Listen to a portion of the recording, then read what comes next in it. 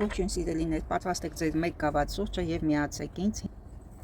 Հիմա միասին կսրճենք եւ կնայենք ինչ գեղեցիկ բաներ եմ ձեզ ցույց տալու։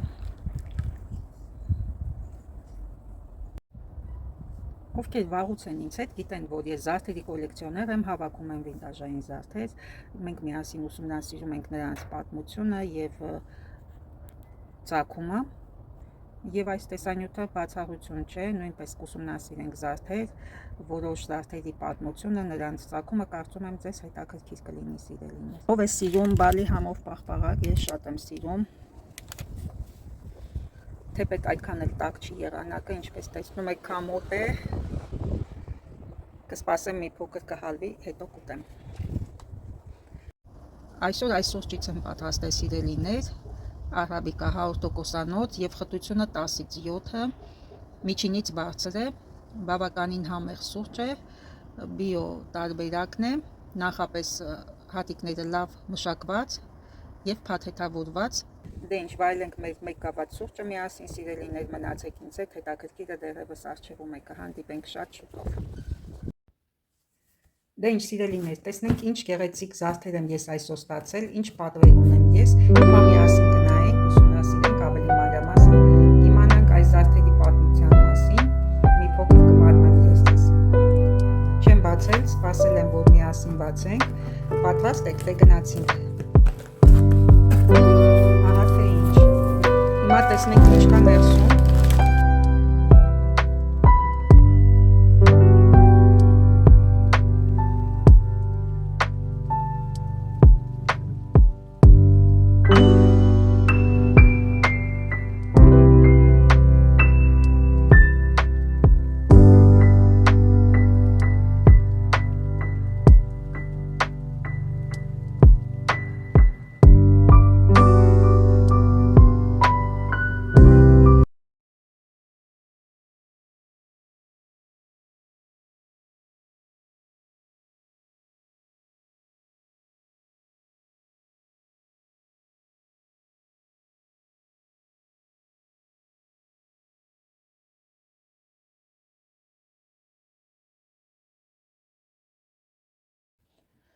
Դե ինչ սիրելիներ, այսօր այսքանն էին իմ պատվերները, սկսենք հերթով ուսումնասիրել։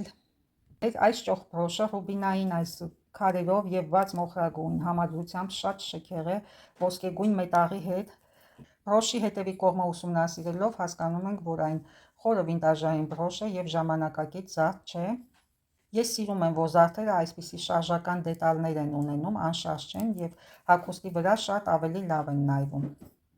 Հաջորդ մոդելը այս ճոխ ականջողերն է, շատ ճոխ, իրական կյանքում ավելի գեղեցիկ են եւ ավելի ճոխ, առկա են շատ փայլուն կրիստալներ եւ գեղեցիկ հուլունքներ, որոնք իրենց հերթին էլ զարդարված են այսպիսի փոքրիկ դետալներով։ Շատ բարդ աշխատանք է կատարված այս ականջողերի վրա։ Բարդ է, պարզագույն ականջող չէ, միանգամից կարող եմ ասել, դա պարզ երևում է անզեն աչքով էլ, երբ որ դիտարկում ենք դետալները, դետալների վրա նույնպես դետալների առկայությունը,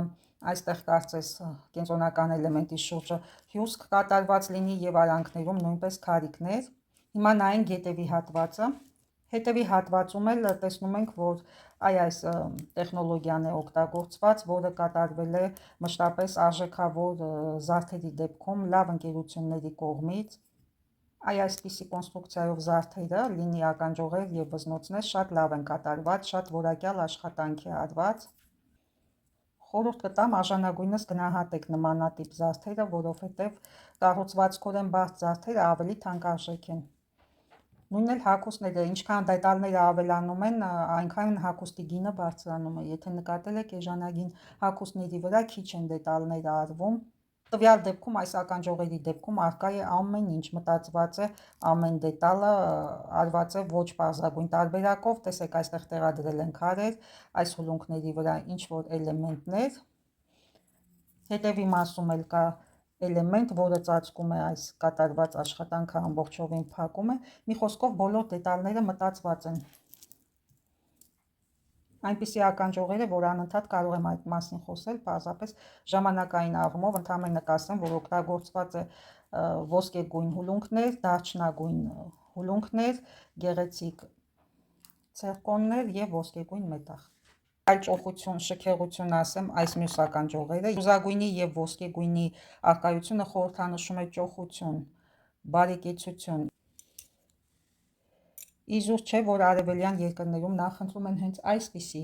համադրությունը փիրուզագույնի եւ ոսկեգույնի։ Հնդկաստանում, արաբական երկրներում մինչև օրս էլ պահպանվել է այդ ավանդույթը,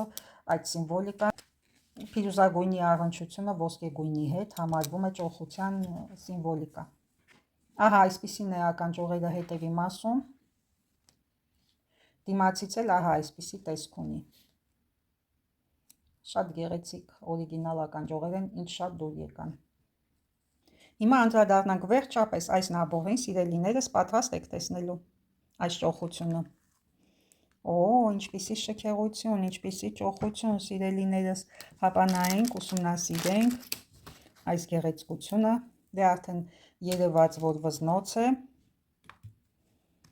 իր թևնոցի հետ, ահա այդպիսի կոմպլեկտ է, արկա է սպիտակ եւ մոխրագույն էլեմենտներ, թևնոցը 20-ից 22 սանտիմետր կարող է լինել, քանի որ ինքնին թևնոցը 20 սանտիմետր է, բայց փականով կկազմի մոտ 22 սանտիմետր։ Շատ էլեգանտ թևնոց է, իր էլեգանտ վզնոցի հետ մեկտեղ։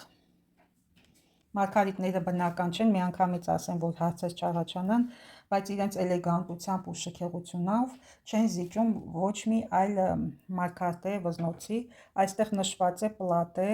այսինքն այս էլեմենտները կոչկելու ոսկե ջրված են 24 կարատանոց ոսկով, ձկնիկ են կոչվում այսպիսի փականները, շատ որակյալ եւ հուսալի փականներ։ Եվ այս գեղեցկությամբ ուզում եմ ձեզ հրաժեշտ տալ, ժամանակավորապես իհարկե, մաղթելով ձեզ օրվա լավ շարունակություն եւ գեղեցիկ ավարտ, կհանդիպենք շատ շուտով, մնացեք ինձ հետ, սիրելիներս,